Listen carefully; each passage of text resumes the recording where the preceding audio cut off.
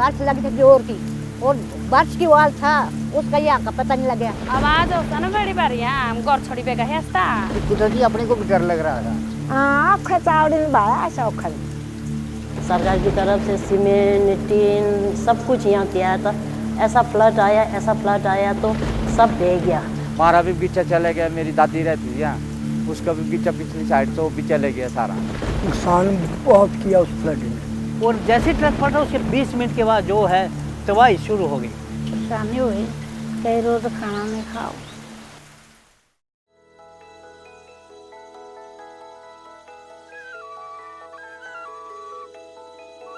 ये है कुल्लू वैली, भारत का एक ऐसा स्थान जो अपने अद्भुत नज़ारों और सुंदर दृश्यों के लिए प्रसिद्ध है। एक ऐसा स्थान जहां हर कोई खिंचा चला आता है। कुल्लू वैली की हर बात निराली है।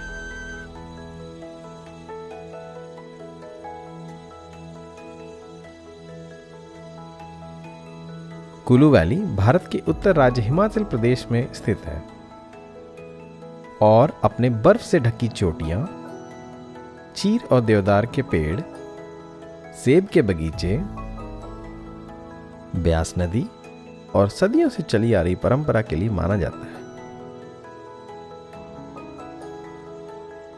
यहाँ पे लोग बहुत ही साधारण सी जिंदगी जीते हैं और इन छोटे छोटे गांवों में रहते हैं।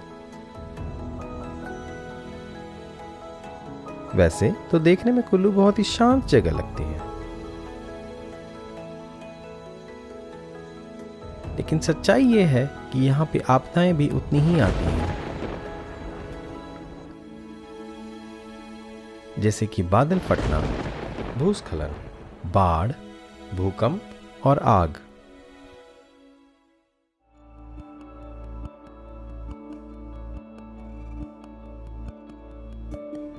ऐसा नहीं है कि लोगों को इस बात का पता नहीं है, बट फिर भी वो यहाँ पे रहते हैं और एक शांत सी जिंदगी जीते हैं। ये सब जानते हुए भी कि यहाँ पे इतनी आपदाएं आती हैं, लोग यहाँ पे रहना क्यों पसंद करते हैं? शायद ऐसा हो सकता है कि इन लोगों ने आपदाओं से बचने का कोई उपाय निकाल रखा हो, बट उस बात का पता करने के लिए हमें काफी गहराई में जाना पड़ेगा। और इसलिए 2012 में इंडिया, इंग्लैंड और कनाडा की रिसर्च टीम एकजुट होकर इस बात का पता लगाने निकले और उसके लिए 1994 में फोजल नाले में जो बाढ़ आया था उसको चुना। और इसका सारा काम 2013 में शुरू हुआ, जब वो पहली बार फोजल गांव में आए और उन्होंने जो यहाँ पे देखा उससे वो मंत्रमुग्ध हो गए। कहीं पे मक्की सूख रही थी तो कहीं पे मिर्ची सूख रही थी, कहीं पे देवदार की खुशबू थी तो कहीं पे झरनों की आवाज, तो कहीं पे गाय, बकरी और भेड़ों की आवाज। बड़ा ही सुंदर नजारा था। फिर उन्होंने धीरे धीरे गांव वालों से बातचीत करना शुरू किया और धीरे धीरे पता लगाया कि 1994 में आखिर हुआ क्या था। उन्होंने फिल्म के माध्यम से और 100 से भी ज्यादा लोगों से बातचीत करके काफी कुछ पता लगाया। कभी कभी तो चाय के प्याले पे भी कुछ बात निकल जाती थी। ये सब तो ठीक था, बट इन सब को साइंस के दृष्टिकोण से देखना भी बहुत जरूरी था। और इसलिए वो जयधार तक गए और पूरे ज्वालामुखी नाला में पता लगाया कि 1994 के बाढ़ के कुछ अवशेष हैं क्या, जैसे कि पेड़, पत्थर, जिससे कि ये पता चले कि कितना बड़ा बाढ़ आया था। और जब सारे सबूतों को एक जगह इकट्ठा किया गया, उससे जो परिणाम निकला वो एकदम चौंका देने वाला था। मैंने अपने बुजुर्गों से सुना है कि 94 में जो फ्लड आया था वो हमारे जयधार से शुरू हुआ था। वहाँ पे बादल फटने से आया था और धीरे धीरे पानी इकट्ठा होता गया और वो बहते बहते फुजी तक पहुँच गया। रात के 2 बजे के बीच ये फ्लड आया था फोजल नाले का जो है हमारा। तब लागे गिड़गड़ाहट गाछे बड़ी भारी ना दे तन चप चप लागे तब शीशे बाहर ना ताकि अंदर हुआ प्यासा की वो बड़ी भारी भारी लागे तब लागे बाल आगे आगे लाइट लागे बैठ दे तो पीछे में पानी बड़ा भारी गिड़गड़ाहट लागे गाछ बड़े टोली पत्थर बुरे हाल गोर डालिया कोठी डाली बाइक नहीं पिंदे मां भयानक शो है, बड़े भारी शो है। जैसे ही बहुत तेज आंधी और हवा आई तो हमने सोचा कि भाई ट्रक पानी तो है नहीं, ट्रक कैसे पलट गया। वो इतनी तेज, वो ऐसे नाले की तरफ ऐसे खड़ा था और वैसे ही पलट गया। पहले तो पता नहीं लगे कि भाई ये आग कहाँ से आ रही है। जब आवाज़ हो गई ना, वो फ्लड की आवाज़, जब वो पूरे मकान ही हिल गए, तब पता चला कि ये कुछ कारण ही हो गया, जैसे पानी आया तो गांव में एकदम सारी लाइट, 2 बजे के बीच में सारा गांव सोया था।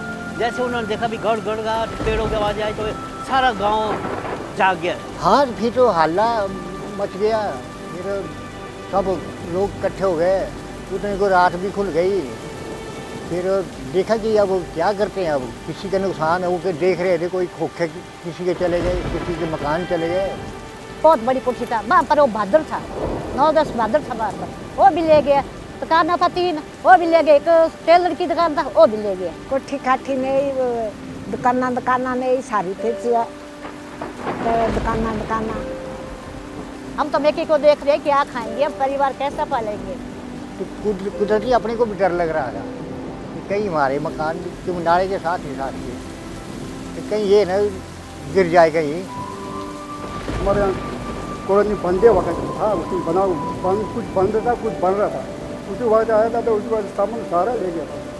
4 बाजरी सीमेंट जो जमा किया हुआ था, गोदाम में पानी घुस गया था, सारा ले गया था, पता ले गया था। जो रांगड़ी का स्कूल तो पूरा तो पानी से बह चुका था, कुछ भी नहीं बचा था, क्योंकि रांगड़ी स्कूल तो ये रास्ते में था ना, हाईवे में था। उस टाइम एक भी स्कूल नहीं बचा था, क्योंकि सिर्फ पानी था। जब हमने देखा था पानी इतना बेकार और इतना था पानी की, जिसकी स्मेल हम नहीं सहन कर पा रहे। कीचड़ वगैरह का, जैसा कीचड़ का था दलदल, वैसा पानी था बहुत। कि बना दुख आदमी मर गया, कि बना दुख सारा परेशानी हो भाई, अपना भी परिवार वैसे को बड़ा दुख हुआ।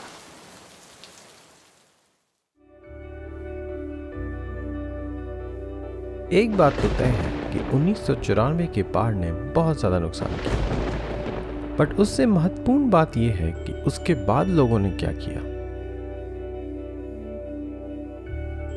ऐसे क्या कदम उठाए जिससे कि भविष्य में ऐसा नुकसान ना हो। सबसे पहले तो उन्होंने नाले के आसपास घर बनाना बंद किया। ये पहले भी करते आए थे, बट इसके बारे में और ज्यादा सतर्क हो गए। बट हाँ, अभी भी कुछ लोग हैं जो नाले के आसपास घर बनाते हैं और इस चीज से उनको बचने की आवश्यकता है।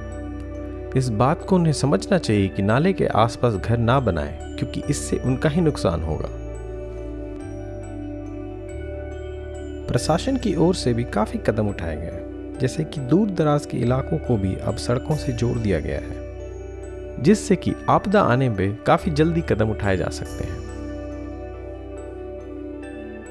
इसके अलावा स्कूलों में भी बच्चों को इस बारे में काफी कुछ बताया जाता है। डिज़ास्टर के बारे में हम बच्चों को बताते रहते हैं, जैसे कि आपदा कभी बोल कर नहीं आती है, ये कभी भी आ सकती है। इसलिए बच्चों को हम हमेशा तैयार रहने के लिए कहते हैं कि, और हर साल में 2 बार मॉक ड्रिल करवाते हैं।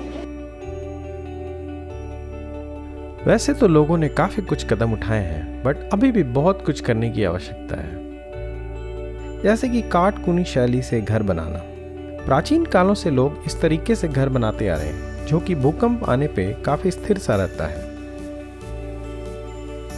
पर धीरे धीरे प्रचलन ऐसा हो रहा है कि सीमेंट और कंक्रीट के घर ज्यादा हो रहे हैं। अगर इस चीज को कम करके काटकुनी शैली से घर बनाया जाए तो उससे नुकसान से बचा जा सकता है।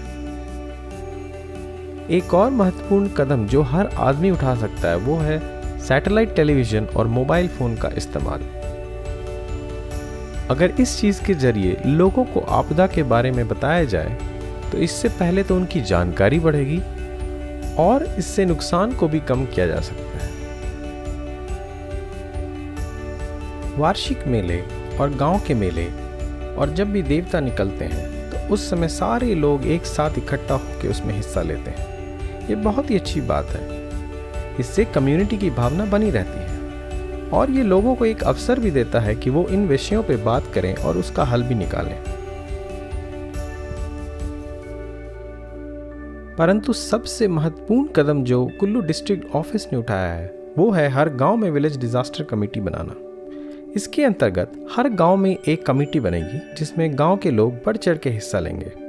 इस कमेटी का 2 उद्देश्य हैं। एक तो लोगों को इन विषयों पर और जागरूक करना और उन्हें और बताना, और जब आपदा आए तो सबसे पहले कुछ कदम उठाना जिससे कि नुकसान को कम किया जा सकता है।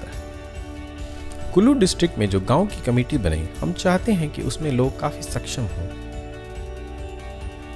और उसमें लोगों को हर चीज़ की जानकारी हो और कोई भी आपदा आने पर क्या करना है उसका उनको पता हो। हम ये भी चाहते हैं कि कुल्लू के इस प्लान में हर साल बदलाव हो और इसके लिए गांव की कमेटी हमें सुझाव दें।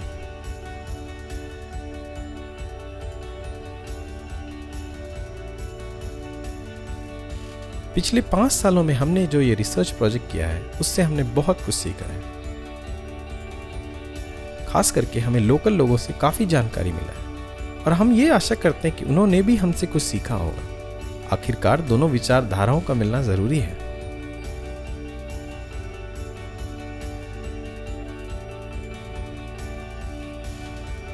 हम जब गांव में आए हैं हमें बहुत ही अच्छा लगा है।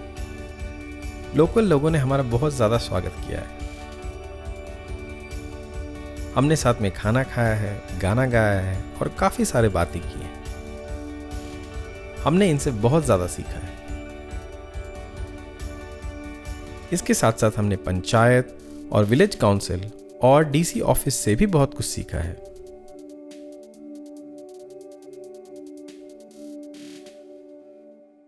बीजन चुटी काली मेरी आनाती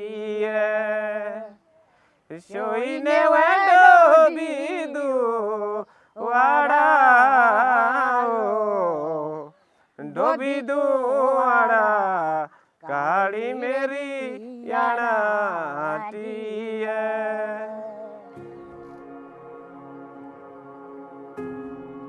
प्राकृतिक आपदा एक ऐसी चीज़ है जिससे दुनिया में हर कोई जूझ रहा है और उससे निकलने का हर कोई हल निकाल रहा है।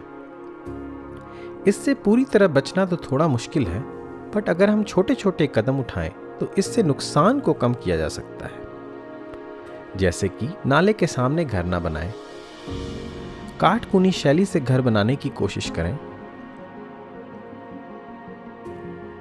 गांव में बनने वाली डिजास्टर कमेटी में बढ़ चढ़ के हिस्सा लें और उसमें योगदान भी दें और उसमें यह भी बताएं कि ऐसे क्या कदम उठाए जा सकते हैं जिससे आपको लगता है कि फायदा होगा।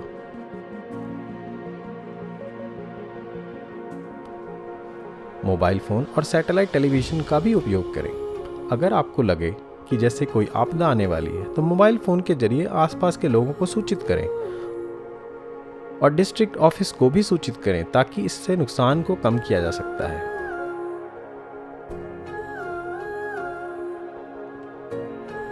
और आखिरी में कुछ सवाल आप लोगों के लिए। इससे पहले जो भी बाढ़ आए, जो भी भूस्खलन हुआ, कहीं भी जहां भी भूकंप आए, उसके बारे में आपको क्या जानकारी है और इन सब चीजों से बचने के लिए आज तक आपने किस किस तरीके के उपाय किए हैं। ये बताएं कि आपको अपने गांव में सबसे ज्यादा खतरा किस चीज से है और जब गांव में कमेटी बनेगी आपको उसके बारे में क्या पता है और इसमें आप क्या योगदान दे सकते हैं। क्या आपको लगता है कि मोबाइल फोन के जरिए से काफी कुछ काम हो सकता है?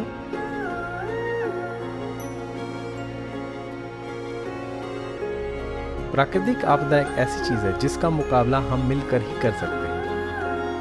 एक कदम आप बढ़ाएं, एक कदम हम बढ़ाएं और मिलके इसका मुकाबला करते हैं।